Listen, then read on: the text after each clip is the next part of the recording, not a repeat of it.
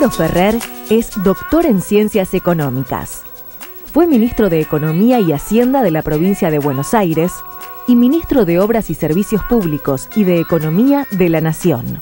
Entre otros libros, escribió La economía argentina, Vivir con lo nuestro e Historia de la globalización, obras imprescindibles para entender la economía nacional, las transformaciones del orden mundial y la fundamentación de un pensamiento que defiende el desarrollo económico de un país basado en sus propios recursos y fuerzas productivas. Ferrer es profesor emérito de la Universidad de Buenos Aires. Fue funcionario de la Secretaría General de las Naciones Unidas, presidente del Banco de la Provincia de Buenos Aires y embajador de Argentina en Francia. Señoras y señores, con nosotros, Aldo Ferrer. Bienvenido, Aldo. Muchas gracias, ¿cómo estás? Bien, muy bien.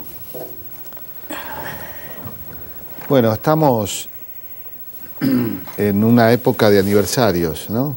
Ajá. Se cumplen 30 años de la recuperación de la democracia.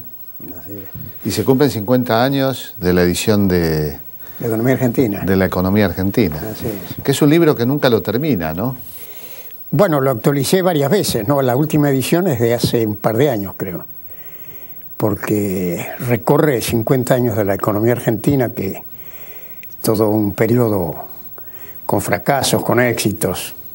Que usted además ha vivido desde un lugar preferencial, porque a lo largo de esos años, no de los primeros, gran parte de esos años ha tenido responsabilidades ministeriales o de cargos o de bancos. Así es, así es. Bueno, está bien, sí, yo tengo esa fortuna, digamos, de haber hecho mi carrera básicamente en la universidad y haberme dedicado al estudio de los problemas argentinos, pero también tuve varias oportunidades de ejercer la función pública en cargos muy importantes, así que es una buena combinación, la reflexión y la experiencia. Desde ya. Hay una palabra que me viene a la mente, ¿no? Dos en realidad, que es el Plan Fénix. Ajá. La sola mención, bueno, todos sabemos que el ave fénix es un ave mítica que resurge de las cenizas. Sí. ¿Por qué la Argentina tantas veces ha estado en cenizas? Ha sido como...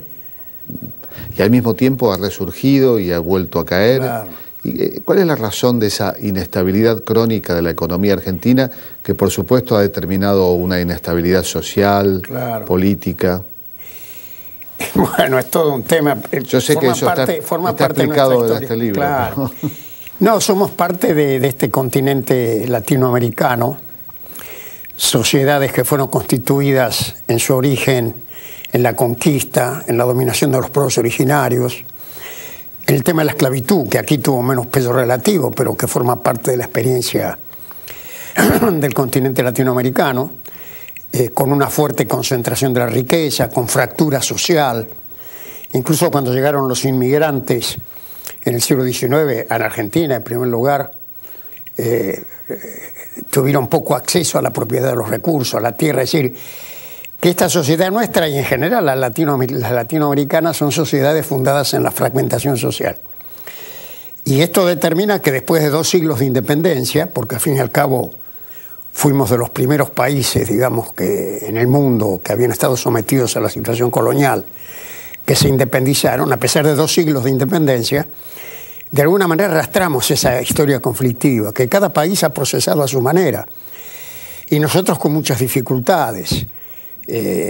Todo el proceso constitutivo, desde la Revolución de Mayo, la Organización Nacional, llevó, digamos, a todo un proceso de modernización política, la ley Sáenz Peña, pero en el 30 esa modernización del sistema político se quebró con el golpe de Estado y abrimos más de medio siglo de inestabilidad institucional.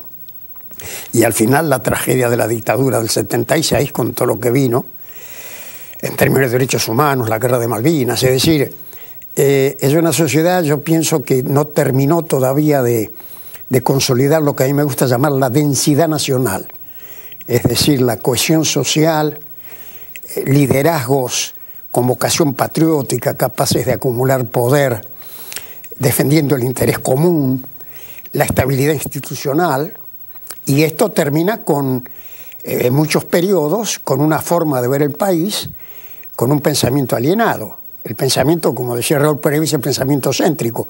Durante mucho tiempo vimos la economía argentina, y nos pasó en el último periodo neoliberal, desde la perspectiva de los centros de poder mundial. Y así no se puede construir un país.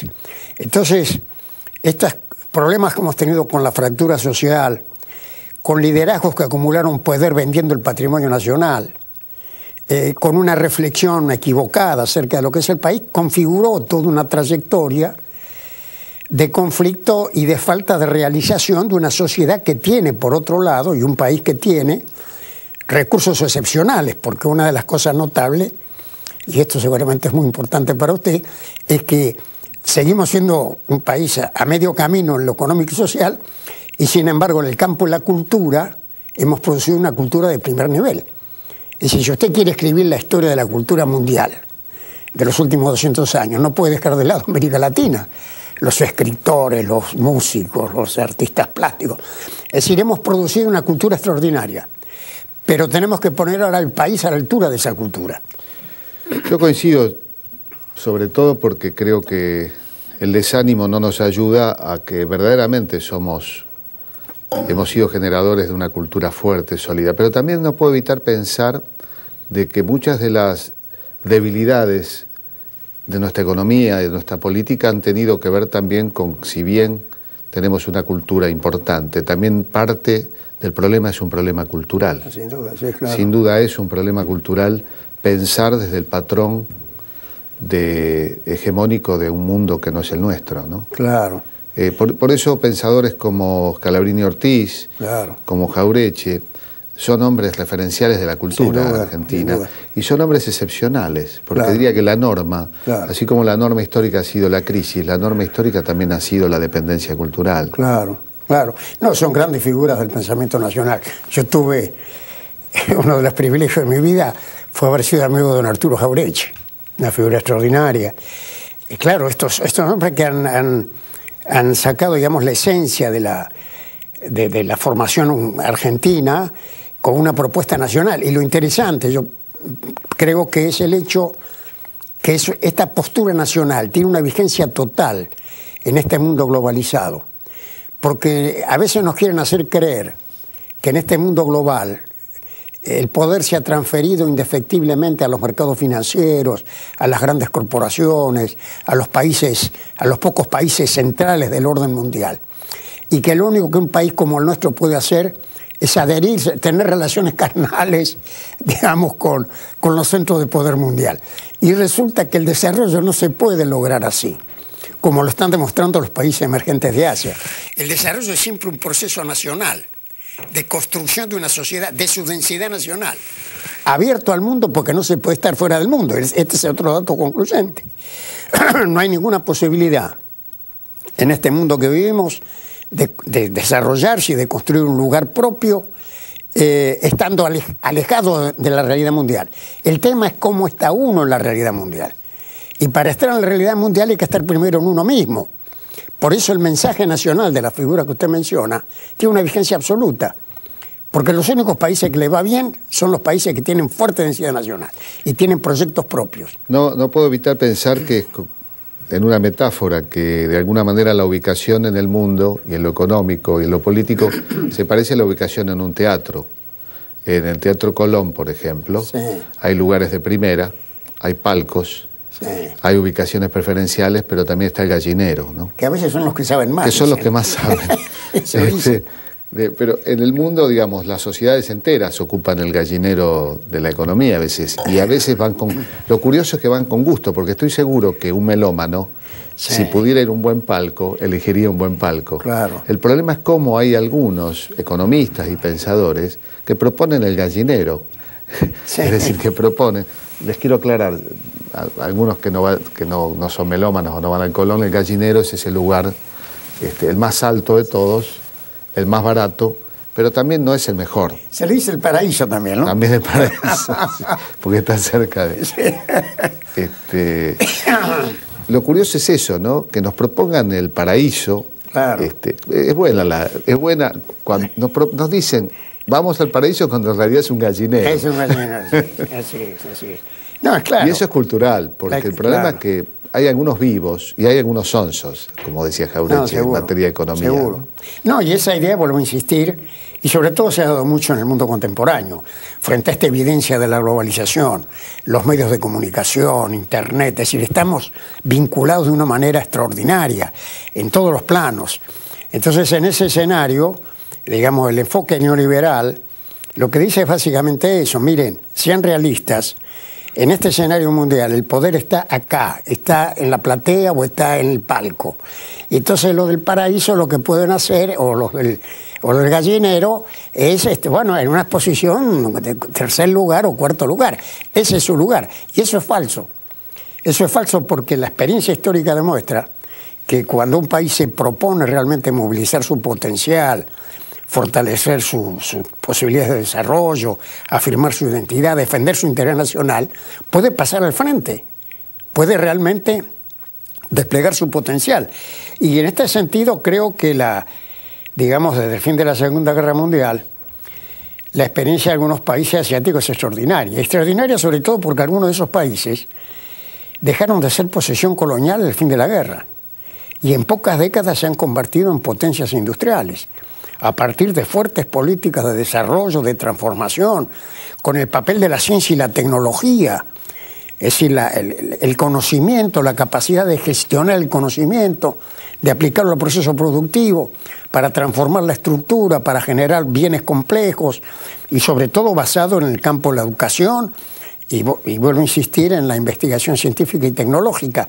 Y entonces han logrado salir, en plazos relativamente breves, de condiciones de atraso relativo muy fuertes. Por ejemplo, allá por la mitad del siglo pasado, estas economías que hoy son economías industriales muy potentes, estaban muy atrás de América Latina. Ahora es evidente, Aldo, que hay un nudo cultural en todo esto.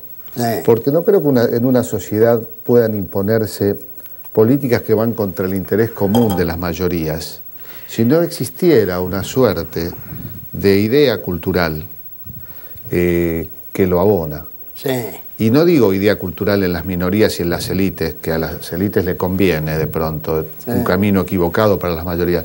Pero es evidente que es lo que llamaba Jauretche la colonización pedagógica, el modo en que se instalaba en la cabeza de la gente una idea que favorecía. Y que no hay que ir muy lejos. Vayamos al año 2008, donde se llenaron las calles de gente de clase media que decían todos somos el campo y golpeaban la cacerola. Y la pregunta que uno se hacía, ¿puede cohabitar el modelo, es decir, puede la Argentina volver al modelo agroexportador del centenario de 1910? ¿Y qué consecuencias tendría hoy que somos 40 millones de argentinos? No, la Argentina se insertó al mundo en la segunda mitad del siglo XIX sobre la base de la riqueza de su región pampeana. Éramos un país escasamente poblado, donde el aumento de la demanda mundial bueno, provocó ese crecimiento de lo que se llamó la economía primario exportadora. Esto entró en crisis en 1930. Cuando se derrumba el mercado mundial, esa estructura queda descolocada, pero además ya le quedaba chica al país. El país tenía ya más de 10 millones de habitantes y no alcanzaba. Y si usted toma hoy el sector agropecuario, que es un sector fundamental de la economía argentina, tenemos la fortuna de tener grandes recursos naturales y una gran habilidad tecnológica, porque lo que ha pasado en el campo en las últimas décadas es un crecimiento muy notable. Pero todo el complejo agropecuario emplea 1/3 de la fuerza de trabajo. Si no tenemos una gran industria, no solo la mitad de la población. Y por el otro lado, como la ciencia y la tecnología son los motores del crecimiento, si usted no tiene una base industrial integrada y compleja, ¿qué va a investigar? Es decir, los países que están avanzados en ciencia y tecnología es porque tienen al mismo tiempo una estructura productiva capaz de generar y asimilar el conocimiento. Entonces, si nosotros nos redujéramos a, vuelvo a insistir, a ese sector fundamental, que, insisto en esto, es un componente muy importante de la Unión Argentina, bueno, ¿qué hacemos con la gente que no tiene empleo? ¿Y qué hacemos con un sistema que no tiene capacidad de gestionar y de incorporar el conocimiento?